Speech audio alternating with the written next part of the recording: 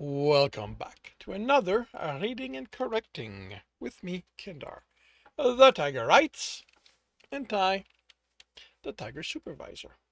These are where I read a chapter from one of my stories and correct it as I go. If you want to listen to these live, it's every Tuesday morning, 8 a.m. Eastern Time on Twitch and YouTube. And if you are looking to support me, that is on my Patreon. Today we are doing chapter 37 of The Technician's Fight. Energy spike at the station, sensor stated. On screen, Gralgiran instructed, and the image of the dreadnought with the occasional flash of explosion making it to the outer hall was replaced with the small form of the station. Weapons? Negative. Too low output for weapon coming online. Its engines. The image shifted and the station doubled in size. Not enough to let him make out ships at dock, but there was the burst of light. Signature matches that of our shuttles, he exclaimed, and the mood on the bridge rose. He kept his relief under control. The hunt would be soon over. He and Jer would. Another spike. There's a second ship leaving the station. Who? He demanded, knowing full well the information would be limited. They had no information about any of the ships that had been docked. Signature matches that of the prey. What are they doing? The most likely strategy, this is going to be capitalized, would be for them to attempt to stop his people now that they had rescued the captive, unable to determine at this time. The flash of energy against the station. Then, when Sensor didn't say anything, Gralgiran glanced in that direction, and the shocked expression on the male's face froze his heart. Our shuttle was all the male managed. No, he refused to accept it. Confirm, Hunter. Focus. Confirm what happened. Checking, the male said, snapping back to attention. Gods be kind. Opposition status, he ordered so he couldn't think of the possibilities. Down to 18 ships, Alpha. A hunter at a backup sensor board answered, focusing on evading our weapons. Hull status.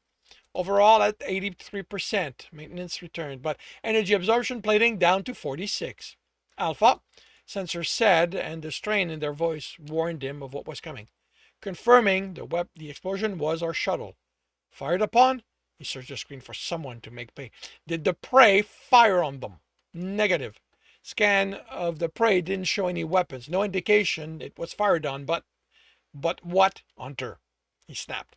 It's chaos. Short of going over the scan second by second, it's impossible to tell how it happened. He wanted to scream. He wanted to hunt the gods and demand explanations. All he had was the battle. Weapons. Target the prey. Even if they aren't the ones who had even if they weren't the one who had destroyed his heart, they were the reason he had to send him on the station. They were why he was dead. It's the priority target. I want it destroyed. Changing priorities, Alpha, came the response, marking prey for death. All others only to be kept from hitting us. One screen, focus on prey. He was going to watch those Earthers die. A screen formed in the upper right. He couldn't make out the Earther ship, but he'd see the explosion when it was hit. Until then, he had a battle to supervise. Engineering, update.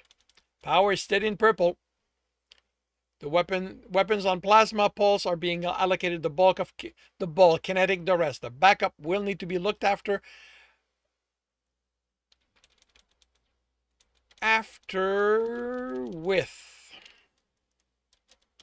with how your pilot pushed it, but it'll give your heart something to do. He almost keened. He fought the tears. He was an Alpha. He would grieve once those responsible had paid. A glance at the screen showed him plasma becoming dots in the distance, and a shadow illuminated as they passed it by. That it had traveled enough distance to be that visible served as a reminder of the kind of speed that ship was capable of. It wouldn't save them. They were making the mistake of coming in their direction. Weapons would get a lock they wouldn't be able to evade well before they hit the bane. He ignored the flashing from that ship and focused on the battle. The only flash he was interested in was its final one. He gave weapons instruction to target ships he judged would soon be a threat. He demanded updates from repair, maintenance, life support, and he forcefully did not look at that screen, a reminder of what they had taken from him. Alpha! Someone yelled, and the look the pilot gave him was desperation. That's Bane code! The computer can't resolve it. Com said before he chastised a civilian for using the wrong rank and making Gralgiran further responsible. That's because whoever is at those lights doesn't have good control of them. But it's Bane code, coming in hot. Gralgiran looked from the pilot to Com. Bane code was what the pilots called the communication system they built that didn't rely on usual methods. Comms had them because they needed to be able to communicate under all circumstances. Even special ops hunters were known to use it because it was nearly impossible to detect unless those looking to intercept were in direct path. Confirm, confirm, confirm, Comms yelled. Bane code coming in hot, all rescued. Extra passengers, stop shooting. Tag us friendly, he ordered. Weapon change order. Protect friendly at all costs. Pilot, get us to them, now. Altering course, Captain. Priorities altered, Alpha. He would seek forgiveness from those he had wronged once he confirmed he held his heart. He shouldn't be there. There was still work to be done. A few of the stragglers to destroy, a battle to look over in case of surprise attack, but he hadn't been able to wait. As soon as he'd been told the ship had attached to the Bane, he'd transferred command to the bridge beta and had hurried to the hangar. Now he waited. Through light code, they'd confirm his heart was alive, but it wasn't designed for detailed communication. You know what? I'm going to keep it.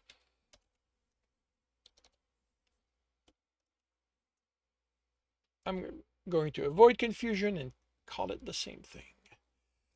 The hatch unlocked with loud protest. He couldn't remember the last time it had been used. The only reason to latch a ship to that hatch was if there were suspicions it could be a trap.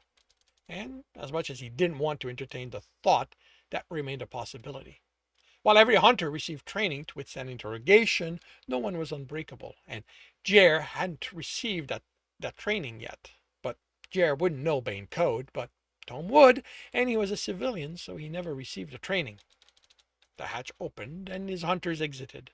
The three betas, followed by their teams, three of them on a stretcher, sheets over them, carried by the others.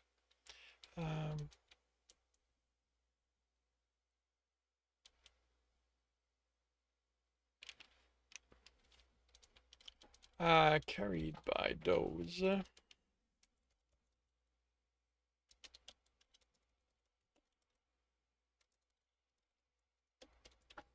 Those who weren't too injured. The hunt had sent three of his hunters to the forest. Don't punish them for my insolence. He wanted to run to him, hold him, smell him, prove to himself his heart was alive. He wanted to abandon his rank and be with Jer. Jer's beta noticed him and brought them all to a stop. Silence fell in the hangar. We returned from the hunt, the beta announced, with success but losses. You hunted well, Gralgiran responded. The gods will honor those who fell. So long as his transgression wasn't so deep, they'd punished him by making his hunters suffer. Your hunt is over. Your family await you to help you remember now is time to live. He was the first one to reach them. To take his heart in his arms, he buried his nose in Jer's neck and breathed them in. Once he was satisfied, he pulled Tom to them. Welcome home, he told them. It's good to be back, his heart said. We have spoils and prisoners. Let the others deal with that, Jer. I'm not your alpha right now. I'm just Gral. I thought I'd lost you when the shuttle exploded. I almost killed you when I ordered the Bane to destroy your ship. You were on it. Tom snorted. You really have that little faith in me? I'm not... He swallowed. I'm not thinking as well as I should right now, Tom. I'm sorry for my lack of faith. Tom rubbed muzzle with him. You're forgiven. Tom, Jer said, I hope you don't mind if I keep Gral to myself for tonight. You can reassure him you're still alive tomorrow. You two take your time. There are others who will want to make sure I survive this. Thank you. Gral told his friend. Gral held on to his heart and cried. He cried for what almost happened, for what he almost did, and from utter relief at having him in his bed, the two of them utterly exhausted, caused. He stepped onto the room and couldn't proceed. The banners felt accusatory. He blamed them all. He blamed all of them. Gods expected to be blamed, but they expected to receive blame for things that fell within their territory. He'd been indiscriminate. He let his grief potentially make things worse. There were rituals of atonement he could perform, more than he could count, he expected, but he couldn't imagine any of them being enough for this transgression.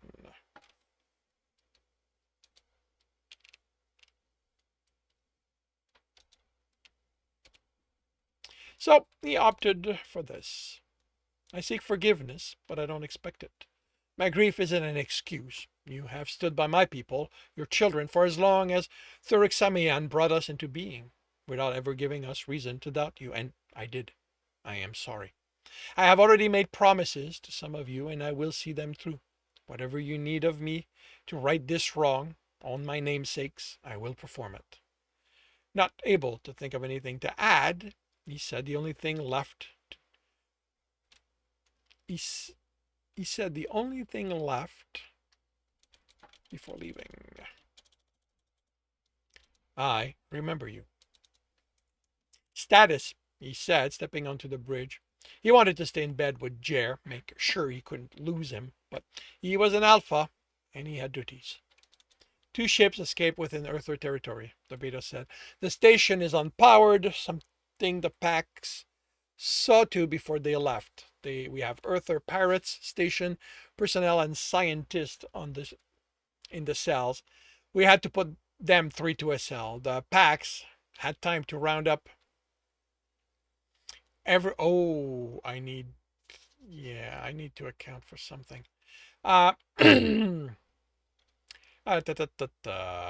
We had to put them 3 to a cell. The Pax had the time to round up everyone while the ship was made ready to leave, and anyone who surrendered was brought back. We also have 53 stasis pod with Federation citizen in unknown conditions and medical.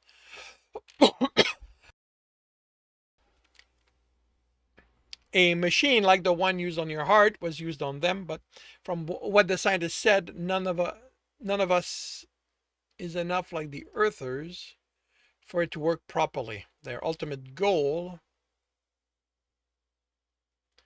was uttering it until they could cure all of them. The machines the Pax brought back are with the builders. How many have they reported bringing back? The beta smiled. What report? No one's had time to fill out anything among this chaos. Then they'd be able to ensure the Bane kept 1 for their studies. Why was the shuttle exploded determined? Why the shuttle exploded determined? Self-destruct. Self-destruction. The pilot and betas didn't know what the battlefield would be like once they reached the Bane, so erred on the side of not leaving something behind the Earthers could use to lay blame at your feet. He nodded. That would be expensive to replace, but have we confirmed the station sits within unclaimed territories? Yes, Alpha. And it's already been filed and claimed as battle salvage. I thought no one had time to file anything with how chaotic things were.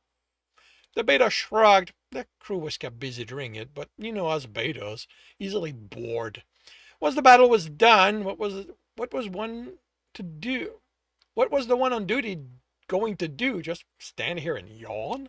She found stuff to do. You already owned the station by the time I came on duty. He wouldn't be able to sell it on the market.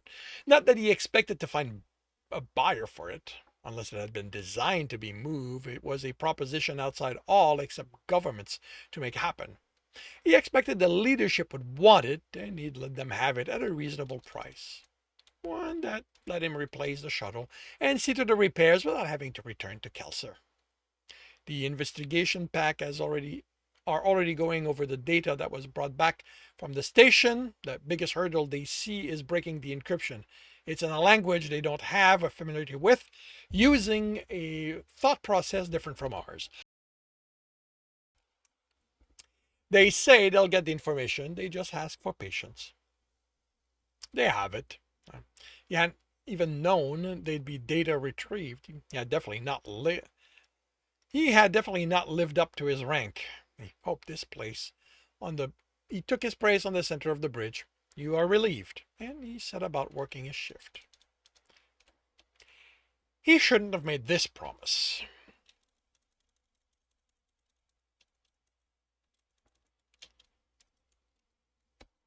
That's not what I asked for. Why do you not escape? What happened? You used to escape when I did the Control I. There we go. He shouldn't have made this promise. The two of them were going to make sure he paid for it. He stepped into the hold to it much louder than usual, and by the sounds, the people were actually working. But the quartermaster made promises of his own to help in their survival.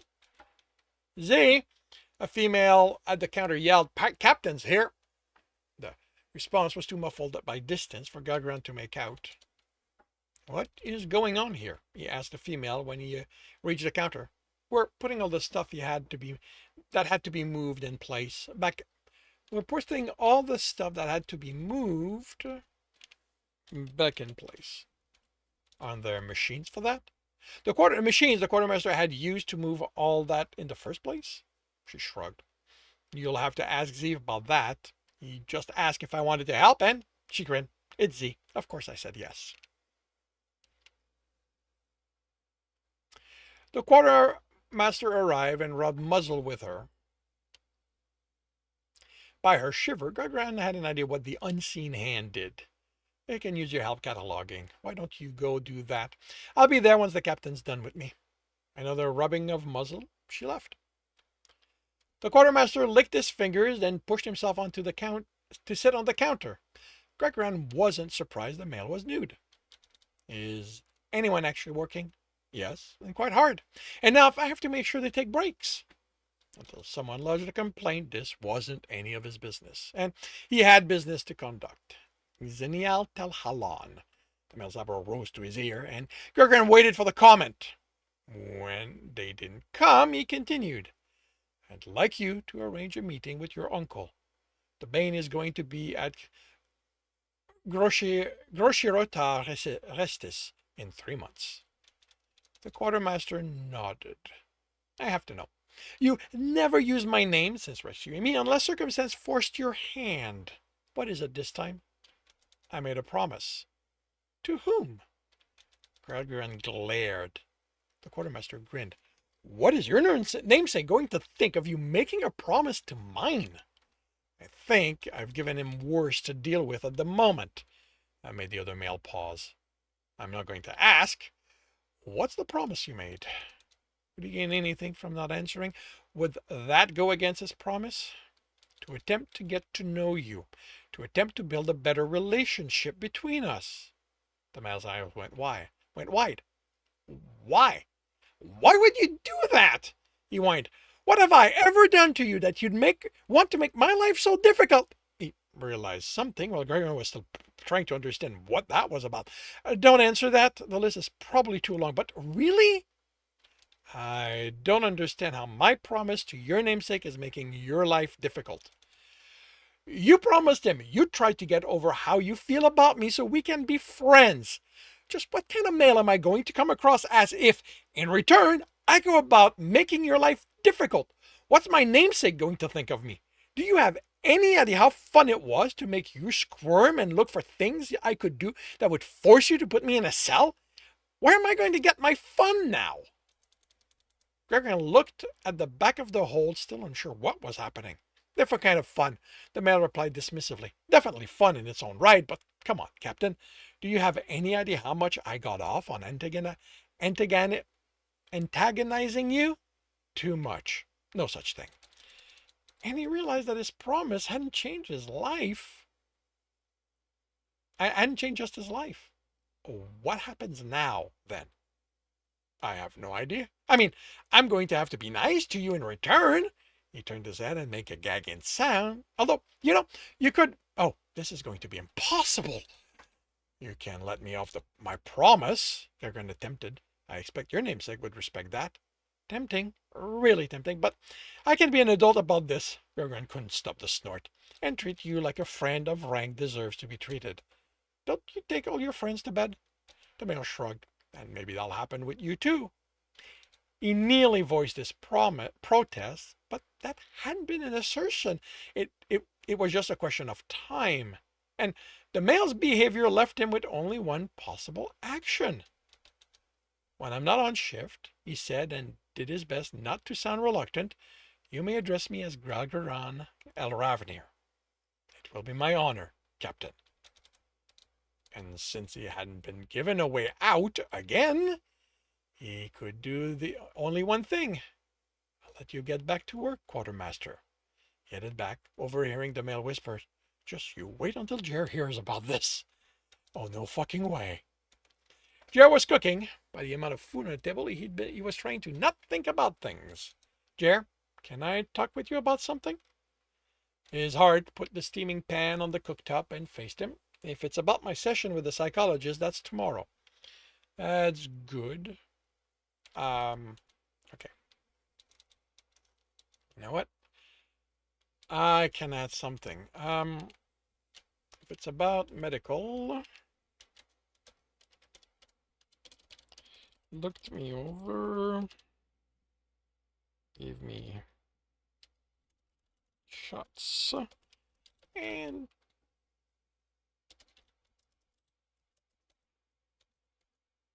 to go home.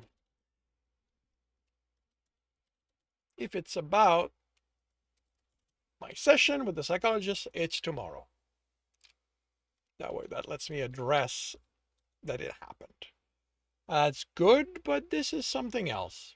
And he told him about his promise to Zinilaharan and what he told the quartermaster. He left the male's reaction out of his recounting. That was something the male deserved to tell in person. Jer hugged him. Thank you. He hugged him back. You are worth it, and so much more. And that concludes chapter 37 of The Technician's Fight. If you are enjoying this, please leave a like. If you want to know when the next chapter will be up, subscribe and hit the bell. If you want to read this story, it is available on Ream Story. If you want to listen to these live, it's every Tuesday morning, 8 a.m. Eastern Time on Twitch and YouTube. And if you are looking to support wait, what? No. Yeah, links are in the notes, and with that, I shall wish you a good day.